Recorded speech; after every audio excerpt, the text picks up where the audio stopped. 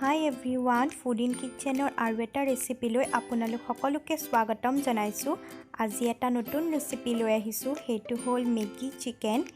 এনেকৈ আবেলি সময়ত বনাই খাবচোন, খুব ভাল লাগে। চাওঁচোন আহক তেন্তে কি লাগে ইয়াৰ কাৰণেনো। এয়া মই লৈছোঁ মেগী, পিঁয়াজ দুটা মিডিয়াম চাইজত কাটি লৈছোঁ। এয়া হ'ল জলকীয়া আৰু আদা নহৰু পেষ্ট। মেগী আপোনালোকে নিজৰ পচন্দ অনুযায়ী দিব পাৰে। আৰু এয়া হ'ল চিকেন, এইখিনি অলপ মিডিয়াম চাইজত কাটি লৈছোঁ। আৰু এয়া হৈ গ'ল মেগী, মই 2 পেকেট ল'লোঁ, এপেকেট কম হোৱা যেন লাগিলে অলপমান এনেকৈ ভাঙি লৈছোঁ, অলপ সৰুকৈ ভাঙি ল'ব। আৰু এতিয়া কেৰাহী এখন গৰম কৰি তাত জোখত তেল দিম। এতিয়া তেলখিনি অলপ গৰম হ'বলৈ দিম। এতিয়া এইখন কেৰাহীত আমি চিকেনখিনি বনাই ল'ম, যেনেকৈ চিকেন বনাই তেনেকৈ বনাই ল'ম। এতিয়া তেলতে পিঁয়াজখিনি দি দিছোঁ।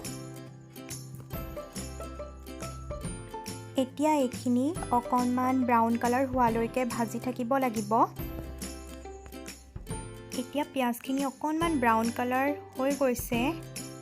ইয়াতে আমি এতিয়া বাকীখিনি মছলা ইনক্লুড কৰিম।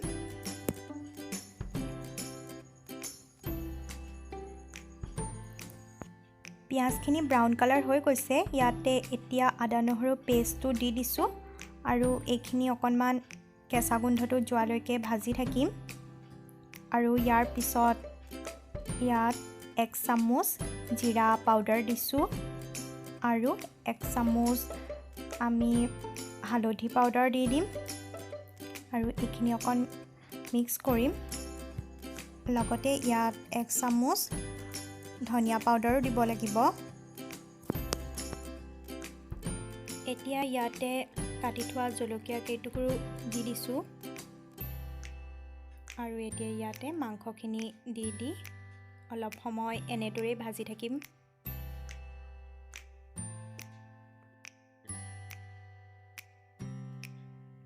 এতিয়া ইয়াতে সোৱাদ অনুসৰি নিমখখিনিও দি দিছোঁ আৰু এইখিনি আকৌ এবাৰ লৰাই ভাজি থাকিব দিম।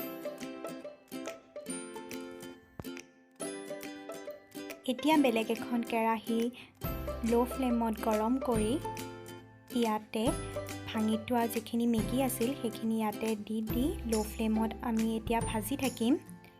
এইখিনি অকণ ব্ৰাউন কালাৰ হৈ যাব লাগিব। মই ছাইড বাই ছাইড কৰি আছিলোঁ, এটা ছাইডে চিকেনখিনিও বনাই আছিলোঁ আৰু এয়া এটা ছাইডে মেগীখিনি এনেকৈ ভাজি থাকিম। আৰু এয়া চাওক চিকেনখিনি ভাজা হৈ গৈছে, ধুনীয়াকৈ ভাজা হৈ গৈছে। আৰু ইয়াতে এতিয়া মেগী মছলা এড কৰিছোঁ। মেগী মছলাখিনি দি দিলে সোৱাদটো ধুনীয়া হয় চিকেনৰ। মেগীত থকা মছলা কেইপেকেট দিলেই হ'ল, বেলেগ মছলা দিব নালাগে, এক্সট্ৰাকৈ কিনিব নালাগে। মই সেই পেকেটৰে মেগী মছলা থকাটো দি দিছোঁ ইয়াতে। আৰু এটা পেকেট থৈ দিছোঁ, সেইখিনি দেৰিকৈ দিম। আৰু ইফালে মেগীখিনিৰ কালাৰ ব্ৰাউন হৈ আহিছে আৰু লাহে লাহে। আৰু এতিয়া এই চিকেনখিনিত অকণমান পানী ঢালি দিছোঁ, গৰম পানী দিছোঁ আৰু ইয়াতে ভাজি থোৱা মেগীখিনি এড কৰিব লাগিব। চিকেনখিনি উতল আহিছে, এয়া অলপমান গ্ৰেভি হৈ গৈছে। এতিয়া ইয়াত মেগীখিনি দি দিম। মেগীখিনি ভজা হৈ গৈছে, দেখিছেনে ব্ৰাউন কালাৰ হৈ গৈছে। ইমানেই ভাজিব আৰু ইয়াতকৈ নাভাজিব। এয়া উতলি থকা এতিয়া চিকেনখিনিত মেগীখিনি ঢালি দিছোঁ আৰু এইখিনি ধুনীয়াকৈ অলপ সময় লৰাই থাকিম। একে পানী কৰি নবনাব, খাবলৈ ভাল নালাগে।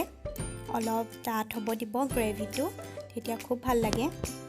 এইখিনি ধুনীয়াকৈ মিক্স হ'ব দিব। মিক্স কৰি লৈ অকণমান মেগীটো যাতে সিজি যায় তেনেকুৱালৈকে ৱেইট কৰিব। যদি আপোনালোকৰ পানী কম হোৱা যেন লাগে অকণমান দিও দিব পাৰিব, খালি পিছলৈ একদম পানীটো শুকান কৰি দিব। মোৰো পানী কম হৈছিলে, যিহেতু মেগীখিনি সিজি যোৱা নাছিল, সেইকাৰণে ইয়াতে মই পানী অকণ এড কৰিছোঁ, গৰম পানী দিছোঁ। এইখিনি এতিয়া ডাঠ হ'ব দিম। এয়া মেগীখিনি গ্ৰেভি হৈ গ'ল। ইয়াতে এতিয়া থৈ দিয়া মেগী মছলাটো দি দিছোঁ আৰু এইখিনি ভালকৈ লৰাই দিম আৰু লৰাই দিলে আমাৰ মেগী চিকেন ৰেডি হৈ যাব। এয়া আমাৰ চিকেন মেগী ৰেচিপি হৈ গ'ল। চাওকচোন দেখিবলৈ ভাল লাগিছেনে? যদি ভাল লাগে তেনেহ'লে এবাৰ ৰেচিপিটো ট্ৰাই কৰি চাব।